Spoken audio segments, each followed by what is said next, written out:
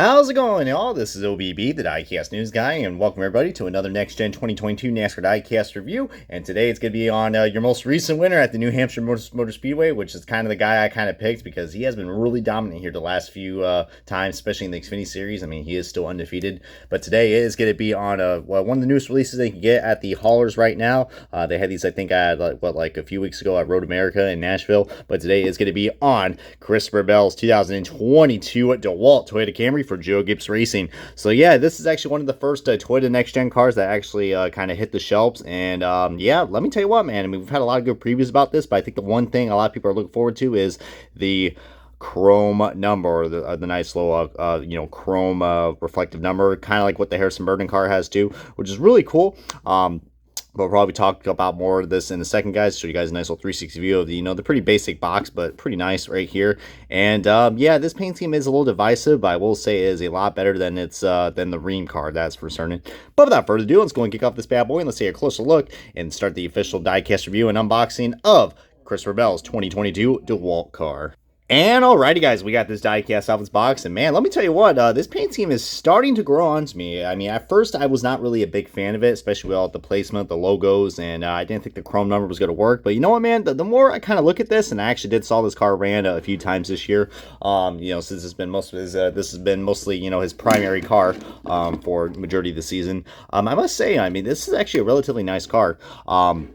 Considering the mount space that they use, but I think the mount space that they used on this car probably could have been a little bit better, but I mean, it is a lot better than the Rheem car. The Rheem car is just absolutely just I don't even want to talk about that. But speaking of stuff to talk about, guys, we do got some pretty bad quality control issues right here. You can see right here on the top, we got ourselves what looks like the chrome number, which is something I was a little afraid of, because see right there, it looks like it got smeared off in the process or something, because you see we got like two different textures, with the chrome metallic mirror finish, and then the basic gloss finish that we got. So I guess something they got mixed well in the box, or I don't know, during production or whatever. But you can see right there, yeah, quality control absolutely gets an absolute big F, which is a damn shame, because it's a shame that these next gen diecasts are pretty high in demand right now. But you're going to get these at the haulers, so trying to nitpick and pick out which ones you can get, it's kind of hard to do so, considering there's a lot of people that are waiting in line. So kind of unfortunate. I spent $12 for this, and this is the quality I get, but I'm pretty expected for that. I mean, at least I didn't pay $100 for it, unlike the 124 scales, which I'm not planning to review any 124 scale diecast, because heck, I probably won't have that much money to give you guys content if I do that. So but another thing I do got to point out as well is that this has to do with the sponsor, DeWalt. I don't really like how the logo is like shifted all the way upwards. I mean, I'm not trying to be very negative on this review, but just being critical, because there are some flaws with this paint scheme, man.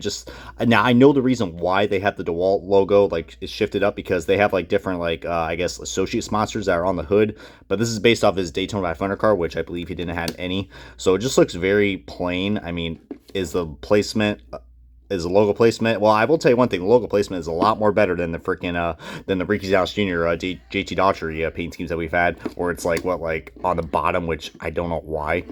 But if you guys see right here, we do got some other stuff right here. You get the updated window banner, of course, which I wish it had the red square around it, because it would make it more accurate. But Lionel's too cheap for that, I guess. But now right here we do got some more quality issues. I guess this is a New Hampshire raced version after all. But you see a lot of different black marks are on this right here. We got black mark right there, more right here. Just goodness gracious, they really butchered this scheme. Well, it's fun while it lasted. As I said, good stuff about their quality control. Well, it looks like that's kind of out of the picture now. Especially this one absolutely gets a big F. You got some more residue right there. I'm not quite sure what the hell that is. And then you guys probably wondering if you guys didn't check out my March Junior review, and then this is probably for your first Toyota review that I'm looking for you guys. Those are the hood inlets right there for like the air intake, and yeah, they are decaled, so they're not actually part of the mold. It does look a little distracting with the DeWalt logo, but that is what it is. Coming out this side, I will say the side of this car actually looks really nice with the chrome number. Let's get a nice little close-up view of that chrome number. My God, that actually does look pretty nice. I mean, I know the lighting looks kind of weird, but I think it looks a lot better than the Harrison Burton car. I know the Rheem car is gonna probably have this too, but this one just looks so much better, and the black tires look really good as well. But you see, I mentioned this in my March Junior review. all the Toyota diecast, you see right there, every next gen car has the black side skirts, but this one, the Toyotas are only ones that have the Toyota Racing Design branding, which I think is pretty cool, and it has like a red outline to it, which looks really nice. It makes this car look very sleek. But I kind of don't mind this DeWalt sponsorship. You know how the DeWalt logo is placed. I mean, at first I thought it was kind of weird because there's no, you know, that like I'm glad they added these lines right here, and it's not just plain like, you know, plain Jane and whatever. But I think they could have done a better job. I mean, if you guys do look at the updated DeWalt car, he does have like a lot of other sponsors like Yahoo and then Pristine Auctions. I don't even know if Pristine Auctions was actually on the quarter panel of his Daytona 500 car. So this car definitely looks a little more basic, but I think for the 2023 car, probably will have, you know, more logos to it. But yeah, I mean, it is still pretty nice though. I mean, like I said, far better than the Ream car. I mean, if I end up getting the Ream car, I'll probably do a rant review on that, because that is probably the worst car in terms of, like, I don't know, using the amount of space that these next gen cars have. Because, you know, the sponsors wanted more space and Ream failed on that part. But DeWalt did a pretty decent job. And I do like how this is the only other JGR car, I believe. We haven't seen Hamlin's yet, but they put all the contingency sponsors right here. Instead of on the decklet, they had enough space to put it right here. And I think that's pretty cool. I mean, like I said, I do like the layout of this paint scheme. I think it goes well with the how the logos are placed. Just needs a little bit more, and I think it would be decent. Coming on the back, we got ourselves, you know, the nice, beautiful rear diffuser, which I know a lot of people probably want to get rid of these things probably for the short tracks or the road courses, but we'll see how things will go. And the big ass spoiler right there with the rivets, the Toyota logo. Looks like there are some crooked logos right here, but heck, this car already has a lot of bad quality issues.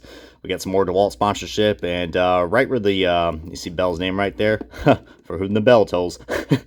Oh lordy, you know, I had to make a Metallica reference, but we do got some paint cracking right there. Yeah, that thing is literally cracking. Oh lord. Probably from just, I don't know, applying on the roof rails, but yeah, or the roof flaps. Yeah, that's what I was trying to say, Brian. Oh well, this review is already you know, pretty cluttered and redundant, especially with all the quality issues. What on earth? We got ourselves some yeah, we got ourselves a hanging logo right there, a hanging paint chip or something. Oh lordy, that's yikes. Yeah, so quality control is still pretty bad. Well, like I said, it was fun while it lasted, but yikes. A little disappointing in how this diecast is in terms of the quality, but and then there's the undercarriage. If you guys want to see that, it is on the Yale mold. Look at that. Where's the detail? Well, guess what, guys? That's how the bottom of the diecast are, so can't really complain right there. But now let's get on to the side-by-side comparison of the DeWalt scheme from last year, which I think is a far better paint scheme compared to you know, this year's. In point taken as well, you can see the DeWalt logo looks, I think, looks so much better. And if you notice that the yellow also, it's a little more glossier compared to last year's, which is like a matte finish. But I know we're comparing two different cars, like apples and oranges, because, you know, one's a Gen 6 car and one's a Gen 7 car. But as you guys already seen with my other comparisons, I mean, you know, the next gen cars are wider and taller, so but it's still pretty nice. But you can see right there, like, you know how cleaned up this front end looks right there? This doesn't really look as much as cleaned up, so yeah. You know, I'm not surprised that the quality control is bad on these. I mean, it was only a matter of time. It was only a matter of time that we were going to have some issues on this. But luckily, there's no, you know, really bad logo placements yet. They come down to this side right here, man. Just, I do like that they added, you know, they went back with the black. I mean, last year's was kind of weird. We had, like, this, like, grayish color on the DeWalt scheme, which I thought was kind of weird. But I do prefer the paint scheme a little bit better. I don't know. I mean, I don't know. I mean, I kind of am going like back and forth on like which car I do like better. Because, you know, when they first announced the DeWalt scheme, I was like, oh, the 2021 car looks so much better. But, you know, I kind of got used to it now. I don't know. I mean, I do like how, I don't know, I think the yellow looks more sharper on the 2022 car than the 2021 car. Because, you know, these cars have two different finishes. 2022 car is a lot more glossier. This one's like more of a saint finish. Hey, the choice is yours, guys, but I don't know. When I think of DeWalt, I definitely think the 2022 car represents the colors a lot better than the 2021 car, because, yeah, I don't know why, you know, this gray, I could have sworn it was black, but I don't know. If you look at the lighting, it's like a very, very faint black or gray, but I don't know. Feel free to comment below which one you guys think is the better DeWalt diecast, or any other 20 DeWalt diecast. I know a lot of people are going to be looking at these cars and be like, oh, this looks like a Matt Kenseth car. Well, that's kind of the good vibe you kind of get. So I'm hoping one of these days that they do a Dawn's throwback of Matt Kenseth, the DeWalt car. That would be nice. But yeah, once again, congrats to Christopher Bell. He was able to finally get that win in New Hampshire. He's been really dominant at New Hampshire these last few years. He's been undefeated in the Xfinity Series and finishing second and winning, finishing second in last year's race and winning this year's. I mean, heck, might as well call, a New Hampshire Motor Speedway Seabell Motor Speedway, because this guy is just freaking fast at this track. But comment below if you guys were at the New Hampshire race. I mean, I want to hear your guys' thoughts and opinions. I wasn't this year, but heck, kind of glad I wasn't, because Truex ended up, losing that race, which sucks. Being a Truex and Blaney fan is going to suck these next few weeks now, since they're on the cutoff. But anyways, I hope you guys enjoyed this diecast review, and thank you guys for your continued support of the Next Gen reviews. I got one more to showcase for y'all, and just can't thank you guys enough for tuning in on these reviews, guys. So this has been OBB, the Diecast News Guy. Thank you guys for watching this diecast review of the 2022 Christopher Bell DeWalt Toyota Camry for Joe Gibbs Racing. Comment, like, subscribe, and this has been OBB. See you guys next time on another fantastic Next Gen review.